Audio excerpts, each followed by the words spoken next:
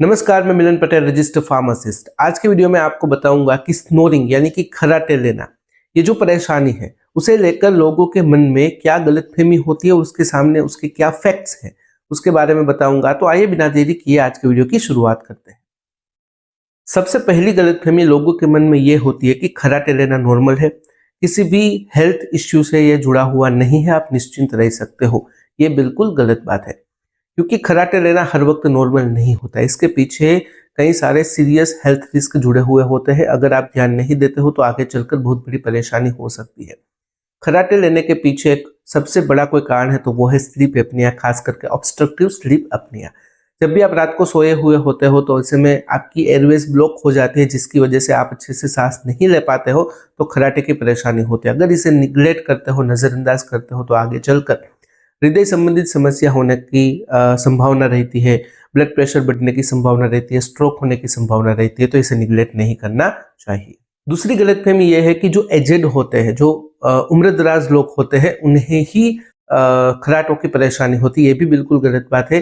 खर्राटे का किसी भी व्यक्ति के उम्र के साथ कोई लेना देना नहीं है। यहाँ तक कि छोटे बच्चे, यंग जो एडल्ट होते हैं, वयस्क होते हैं, उन्हें भी ये परेशानी खास करके हो सकती है अगर उस व्यक्ति के जो टॉन्सिल्स होते हैं वो एनलार्ज है, या फिर ओबेसिटी की परेशानी है, बहुत ही ज़्यादा वजन बढ़ा हुआ है, या फिर अंडरलाइन कोई मेडिकल कंडीशन है, एलर्जी की परेशानी होती है, नाक हमेशा बंद रहता है। तो ऐसे कंडीशन में छोटे बच्चे हो, यंगर एडल्ट्स हो या फिर एडल्ट्स हो, उनको भी खर्राटे लेने की परेशानी होती है। तो खर्राटे सिर्फ बुजुर्गों को आता है, ये भी बात गलत है।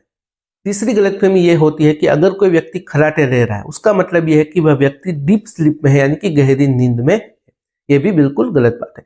ऐसा हर वक्त जरूरी नहीं है कि अगर कोई व्यक्ति खर्राटे ले रहा है तो वो गहरी नींद में ही होगा। जब भी आप रात को सो रहे हैं, ऐसे में अगर आपका नाक बंद हो जाता है, जो नजल जो पाथवेज होते हैं ऑब्स्ट्रक्ट हो जाते हैं, तो जिसकी वजह से खर्राटे आने की परेशानी होती है, तो उससे नींद की क्वालिटी बिगड़ती है, अच्छी नहीं होती। चौथी गलतफहमी ये होती है कि पतले लोगों को खर्राटे नहीं आते।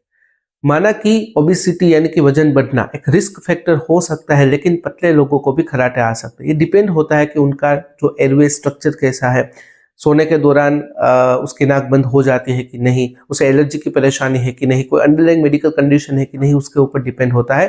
तो अगर ऐसा कोई कुछ भी है तो पतले लोगों को भी खर्राटे आ सकते हैं। पांचवी गलतफहमी ये होती है कि खर्राटों की कोई दवा नहीं होती, या फिर खर्राटे हमेशा के लिए ठीक नहीं होते। ये भी गलत बात है। अगर आप चाहते हो कि आपके खर्राटे बंद हो जाए तो ये पॉसिबल है। अगर ओबेसिटी की वजह से खर्राटों की परेशानी है तो आप अपना वजन कम कर सकते हो, स्लीप पोजीशन को चेंज कर सकते हो, अगर एलर्जी है तो उसे ट्रीट कर सकते हो, नाक बंद हो रहा है तो उसे आप एड्रेस कर सकते हो, या फिर कोई ऐसी डिवाइस जो डॉक्टर के द्वारा सजेस्टेड है उसका उपयोग करके आप खर्राटों की परेशानी से आप मुक्ति पा सकते हो। तो ऐसा सोचना कि खर्राटे की कोई दवा नहीं है, फिर खर्राटे हमेशा के लिए खत्म नहीं हो गए, तो ये सोचना भी गलत है। छठी गलतफहमी ये होती है कि सिर्फ पुरुषों को ही खर्राटे आते हैं। ये भी गलत बात है। महिलाओं को भी खर्राटे आते हैं, खास करके जब भी महिलाओं के शरीर में हार्मोनल इम्बैलेंस हो जाता है, मेनोपॉज के बाद, मासिक धर्म के वक्त, प्रेगनेंसी के दौरान खर्राटे आने की संभावना रहती है। अगर किसी महिला का नाक बंद है, एलर्जी की परेशानी है, फिर कोई भी अंडरलाइंग मेडिकल कंडीशन है, तो उसे भी खर्राटे आने की परेशानी होती है। तो सिर्फ पुरुषों को ही खर्राटे आते हैं, यह सोचना भी गलत है। सातवीं गलतफहमी ये होती है कि अगर किसी व्यक्ति को खर्राटे की समस्या है, अगर वह व्यक्ति अल्कोहल का सेवन करता है तो खर्राटे बंद हो जाएगा और अच्छी नींद आएगी। ये काफी गलत बात है, क्योंकि जब भी आप अल्कोहल का सेवन करते हो, मसल रिलैक्स हो जाते हैं, जिसकी वजह से खर्राटों की संभावना और ज्यादा बढ़ सकती है और इसकी नेगेटिव इम्पैक्ट आपकी नींद पर हो सकती है। तो अल्कोहल इसका सोल्यूशन नहीं है।